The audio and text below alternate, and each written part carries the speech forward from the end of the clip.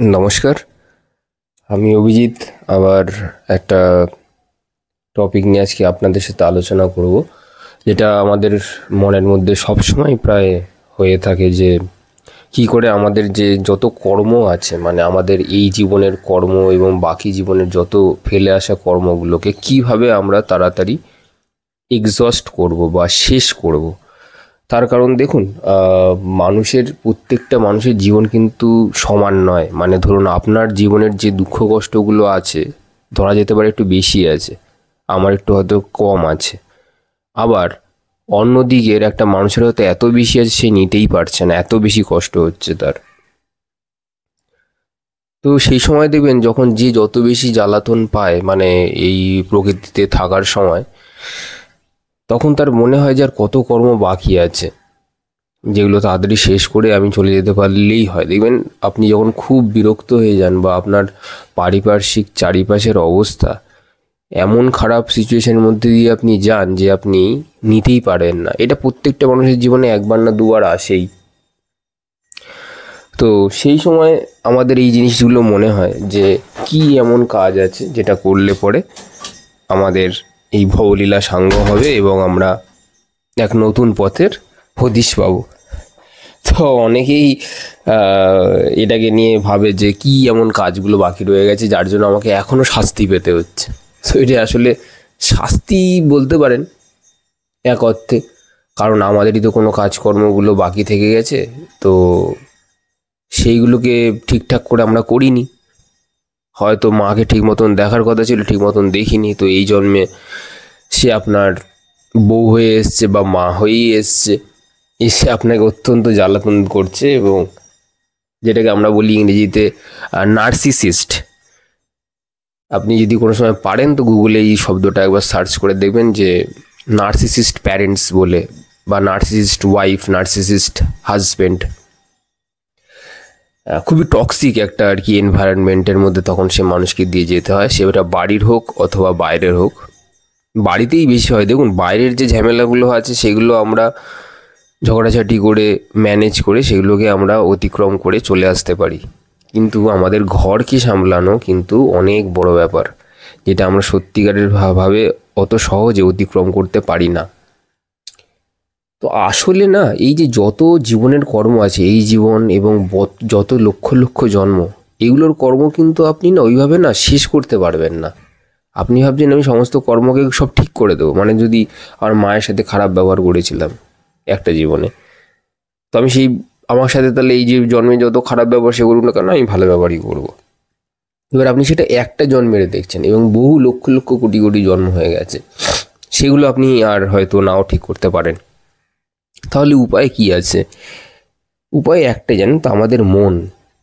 একে যদি আমরা স্থির করে নিতে পারি না, তাহলে পরে কিন্তু আপনার সমস্ত কর্ম কিন্তু ডিজলভ হতে আরম্ভ করবে। আমাদের মন দেখবেন সারাক্ষণ এদিক ওদিক ভাগছে। আপনি হাঁটছেন, সেখানে আপনার মন অন্য জায়গায় চলে যাচ্ছে। আপনি খাচ্ছেন, সেখানেও আপনার খেতে বসে অন্য কিছু করছেন। তো এই মনের জন্যই সব কিছু। আপনি যদি জ্যোতিষশাস্ত্র দেখেন, তাহলে দেখবেন যারা জ্যোতিষশাস্ত্র জানে, দেখবেন চন্দ্রমাকে, মানে চাঁদকে, মনকে কিন্তু খুব ভালো একটা স্থান দিয়েছে। চন্দ্রকুণ্ডলী থেকেও তারা হিসেব নিকেশ করে। যাই হোক, আমি তো জ্যোতিষী নই, আমি পারি না, তো যতটুকু জানি ততটুকু আপনাদেরকে বলছি। তো চাঁদের অনেক গুরুত্ব আছে, মনের অনেক গুরুত্ব আছে। এই মন আপনার শেষ ইচ্ছাকেও নির্দেশ করে। আপনি যখন মরে যাবেন, তখন আপনার যে শেষ ইচ্ছা থাকবে, ইচ্ছেটাও কিন্তু এই মন আপনার সেই ইচ্ছের দিকে ধাবিত হচ্ছে। সেই অনুযায়ী কিন্তু আপনার আবার ফিরে আসতে হবে, আবার আপনাকে জন্ম নিতে হবে। তো এই মনকে যদি আপনি একবার আয়ত্ত করতে পারেন, মনকে আয়ত্ত করা একদম সহজ কাজ না, পৃথিবীর সবচেয়ে কঠিন কাজের মধ্যে হচ্ছে মনকে আয়ত্ত করা, সবচেয়ে কঠিন কাজ, যেখানে আপনার মাইন্ড আপনার থেকে ইনস্ট্রাকশন নেবে। তো এটা তখনই সম্ভব আপনি যখন রোজ নিয়মিত অভ্যাস করছেন, মনকে সজাগ রাখার চেষ্টা করছেন। আপনি খেতে যাচ্ছেন, খেতে বসেছেন, আপনি পার্টিকুলারলি অ্যাওয়্যার হয়ে খাচ্ছেন যে আপনি কতটা খাচ্ছেন, আপনার খাবারের টেস্টটা কি, আপনি কি বুঝতে পারছেন? আপনি খেতে বসে কবার নিঃশ্বাস নিচ্ছেন বুঝতে পারছেন? কোনো সময় ভেবে দেখেছেন কবার নিঃশ্বাস নিচ্ছেন, কবার চেবাচ্ছেন খাতাটাকে, আপনার খাবারটাকে? এগুলোকে বলে অ্যাওয়ারনেস। আপনার অ্যাওয়ারনেস মানে আপনার চেতনা যদি বৃদ্ধি না হয়, তাহলে মনকে না আপনি কোনোদিনও না মানে সামলাতে পারবেন না। কিছু মানুষকে দেখবেন একলা থাকতেই পারে না। তাকে যদি বলা হয়, তার হাতে যদি ফোন, মোবাইল, টিভি, কম্পিউটার্স, যে সমস্ত গ্যাজেটসগুলো আছে, এগুলো যদি সরিয়ে নেওয়া হয় আপনার থেকে, আপনি দেখবেন পাগল হয়ে যাচ্ছেন, থাকতেই পারছেন না। তাহলে আপনি ভেবে দেখুন তো, আপনি নিজের সাথে নিজেই থাকতে পারছেন না, আপনি অন্যের সাথে কি করে থাকবেন? আমি তো মনে করি এটা হয়তো কন্ট্রোভার্সিয়াল বিতর্ক একটা কথা হয়ে যাবে, তাও আমি বলি। কারণ দেখুন, আমি তো এখানে কাউকে আমার চ্যানেলে শোনার জন্য বা না শোনার জন্য অনুরোধও করি না। যার ইচ্ছা হয় সে শোনে, না ইচ্ছা হয় না শোনে। স্পষ্ট কথা বলতে খুব ভালোবাসি। এই যে যারা বিয়ে করছি বা বিয়ে করছে, আপনারা আগে নিজেকে একা রেখে থাকার অভ্যাস করুন। যদি দেখেন হ্যাঁ আপনি থাকতে পারছেন, তারপর আপনারা পার্টনার খুঁজবেন বা বিয়ে করবেন। তো আমি সেটাই বলছিলাম যে আমরা তো নিজেরাই নিজেদের সাথে থাকতে ভয় পাই, তাহলে লোকের সাথে আমরা কি করে থাকবো? এই জন্যই দেখবেন ঝগড়াঝাটি বাঁধে, ঝামেলা বাঁধে। এই যে আপনি যে মানুষটাকে সবচেয়ে মনে করছেন যে খুব ভালোবাসেন, তাকে ছাড়া কি থাকার চেষ্টা কোনোদিনও করেছেন? তাকে ছেড়ে থাকার, তাকে ছেড়ে মানে তাকে ছেড়ে দেওয়ার কথা বলছি না, সাময়িক বিরতি নিয়ে তার কাছ থেকে সাময়িক দূরত্ব মেনটেন করে থাকা চেষ্টা করেছেন? করেননি। নিজেকে বুঝবেন কবে? নিজেকে বুঝবেন সেদিনকারই যেদিনকে আপনি নিজেকে একলা পাবেন। এই যে আমাদের চারপাশে যত ঝামেলা ঝঞ্ঝাট আপনাকে পোয়াতে হয়, কেন জানেন? এগুলো প্রকৃতি দ্বারা নিয়ন্ত্রিত। প্রকৃতি আপনাকে ইচ্ছা করে দেয় এই সমস্ত ঝামেলা, যাতে আপনি একলা হয়ে যান এবং নিজেকে জানতে পারেন।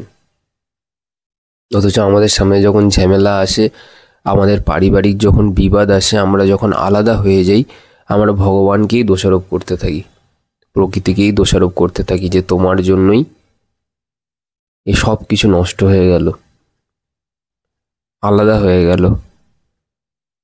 আপনি প্রকৃতি মায়ের বড় ইন্টেনশন বা বড় উদ্দেশ্যটা বোঝারই চেষ্টা করলেন না। উনি আপনাকে একটা সুযোগ করে দিয়েছেন মাত্র একা থাকার জন্য, নিজেকে জানার জন্য, নিজেকে বোঝার জন্যে। যে আপনি আপনার পার্টনার মিলে যে কাজটা করতে পারবেন, ওই কাজটা আপনি একাও করতে পারেন। আমাকে একজন প্রশ্ন করেছিল যে পৃথিবীতে সবচেয়ে শক্তিশালী মানুষ কে? পৃথিবীতে না সবচেয়ে শক্তিশালী মানুষ হচ্ছে দুজন। এবার দেখে নিন আপনি সেই ক্যাটাগরিতে আছেন কি না। 1 নম্বর ক্যাটাগরির মানুষ তারাই শক্তিশালী পৃথিবীর সবচেয়ে, যারা না ছেড়ে দিতে ভয় পায় না, যারা ছাড়তে ভয় পায় না, তারা লেট গো করতে একদম রেডি। আপনি যদি বলেন না এটা কিন্তু তোমার হাত থেকে কিন্তু এক্ষুনি চলে যাবে, আর থাকবে না, তারা বলবে হ্যাঁ ঠিক আছে চলে যাক, আমার ছিলই বা কবে, সবই তো প্রকৃতি থেকে পাওয়া। এরা হচ্ছে খুব শক্তিশালী মানুষ। এই এক ধরনের মানুষ যারা ছাড়তে একদম ভয় পায় না। দ্বিতীয়, সে সবচেয়ে শক্তিশালী মানুষ যার একলা থাকতে ভয় লাগে না, যে ঘন্টার পর ঘন্টা একাই কাটিয়েছে, একটা ঘরের মধ্যে বসে নির্জনতায় কাটিয়ে ফেলেছে। আপনি ভাবতেই পারবেন না, আপনি তো পাগল হয়ে যাবেন একা থাকার কথা শুনলে। তারা কাটিয়ে ফেলেছে জানেন, তারা এই আত্মার দৌড়ে আপনার থেকে শত যোজন গুণ এগিয়ে। তাদের কোনো পরিচিতিই নেই, তারা অনলাইনে ফেসবুকে অ্যাক্টিভও নয়, ইনস্টাগ্রামও নেই, অথচ তারা দেখুন আপনার থেকে কিন্তু শত যোজন আত্মার পাওয়ারফুল আত্মা হিসেবে আপনার থেকে কিন্তু অনেক দূরে এগিয়ে গেছে। কোনো কম্প্যারিজন করে না, কারণ ছাড়তেই তো ভয় পায় না, কারো সঙ্গও চায় না, জানে যে সে নিজেই কমপ্লিট। বুঝেছেন? তো এরা হচ্ছে শক্তিশালী মানুষ। জোকস অ্যাপার্ট, আপনি একবার দেখে নেবেন আপনি এর মধ্যে আছেন কি না। এটা তো জাস্ট আমি একটা এই টপিকটা নিয়ে আলোচনা করবার জন্যই বললাম, যে কি করে বুঝবেন যে আপনার সমস্ত কর্ম শেষ হয়ে গেছে কিনা, বা আপনার কবে এই সমস্ত কর্মগুলো সব শেষ হয়ে যাবে। আরেকটা কথা যেটা আর কি বলবো অবশ্যই, যে নিজের মধ্যে না ফুলফিলমেন্ট আনার চেষ্টা করুন। মানে আপনার কাছে যা আছে, যতটুকু আছে ততটুকুই এনাফ আছে, যথেষ্ট আছে। এটা নিয়েই না সন্তুষ্ট থাকার চেষ্টা করুন। কারণ দেখুন, আলটিমেটলি তো আমরা সত্যি কথা বলতে এই মেটেরিয়াল ওয়ার্ল্ডে তো অ্যাকচুয়ালি কিছু নিয়ে আসিনি, মানে আমাদের কর্মগুলো ছাড়া আর সংস্কারগুলো ছাড়া, আত্মার সংস্কারগুলো ছাড়া। তো এই যে বাড়ি ঘর, স্কুল কলেজ, গার্লফ্রেন্ড বয়ফ্রেন্ড, সবই প্রকৃতি আপনাকে জোগাড় করে দিয়েছে। হ্যাঁ, তো ওনার যখন ইচ্ছে ওনার জিনিস উনি নিয়ে নিক না, অসুবিধা কী আছে? হয়তো আমার জন্য অন্য কিছু বেস্ট ভেবে রেখেছে। ওই যে বললাম, ঝামেলা ঝগড়া হচ্ছে আপনার সাথে, ধরুন ব্রেকআপ হচ্ছে আপনার গার্লফ্রেন্ডের বা আপনার বয়ফ্রেন্ডের, তো আপনি খুব দোষারোপ করছেন বয়ফ্রেন্ড এবং গার্লফ্রেন্ডকে। তো করবেন না, উল্টে আশীর্বাদ করুন। আপনি যদি সত্যিই ভালো থাকেন, মানে আপনি যদি সত্যি তাকে ভালোবেসে থাকেন অ্যাকচুয়ালি, তাহলে সে যার সাথেই যাক না কেন আপনার পার্টনার, আপনার তো অ্যাকচুয়ালি ভালো থাকার কথা, কারণ আপনি তাকে ভালোবেসেছেন। ভালোবাসা মানে তো বেঁধে রাখা নয়, ভালোবাসা মানে ছেড়ে রাখা। আপনি দেখবেন, এই যে যদি কোনো ঠাকুর মন্দিরে যান, দেখবেন প্রেমকে কিন্তু সবার উপরে, নিচে জ্ঞান থাকে, ভক্তি, তারপর একদম উপরে প্রেম। প্রেম একদম সবার উপরে থাকে। তো প্রেম না এরকমই হয়, যার মধ্যে কোনো না ইফস অ্যান্ড বাটস থাকে না, মানে কোনো কন্ডিশন থাকে না। আপনি ধরুন শিবকে ভালোবাসেন বা কালীকে ভালোবাসেন, তারাকে ভালোবাসেন, আমার খুব পছন্দের এরা খুব, তাই এদের নাম নিলাম। আরও সবাই আছে যার যাকে ভালোবাসে। তো আমরা যখন তাদেরকে ভালোবাসি বা তাকে ভালোবাসি, তাকে কি কখনো জিজ্ঞাসা করি যে তুমি আমায় ভালোবাসো নাকি? জিজ্ঞাসা করি না তো। এটা হচ্ছে ভালোবাসা। এখানে কোনো কন্ডিশন নেই যে আমি তোমাকে ভালোবাসলে তোমাকেও আমায় ভালোবাসতে হবে, এমন তো কোনো কথা নেই। তাই সে যদি আমাকে ছাড়া অন্য কাউকে গিয়ে অন্য লোকের কাছে থেকে যদি ভালো থাকে, তো সেটা দেখে আমারও তো ভালো থাকা উচিত। এটা এটা আমি বলে দিচ্ছি খুব সহজে, কারণ এটা অভ্যাসের পরিণত হয়ে গেছে আমার।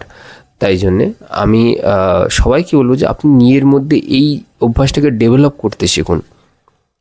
নিজের মনকে ম্যানেজ করুন, বোঝান নিজের মন, এবং এটা বোঝানোটা না একটা রিয়েলাইজেশন, মানে আপনাকে প্রচুর এর জন্য একলা থাকতে হবে, নিজেকে বুঝতে হবে, তবে গিয়ে আপনার রিয়েলাইজেশনটা হবে। ঠিক আছে, অনেক বকে ফেললাম আপনাদের সাথে। খুব ভালো থাকবেন সবাই, খুব সুস্থ থাকবেন। অনেক দিন পর অডিও করলাম, প্রায় 1 মাস। ঠিক আছে, আবার দেখা হবে কোনো এক সময়। ধন্যবাদ।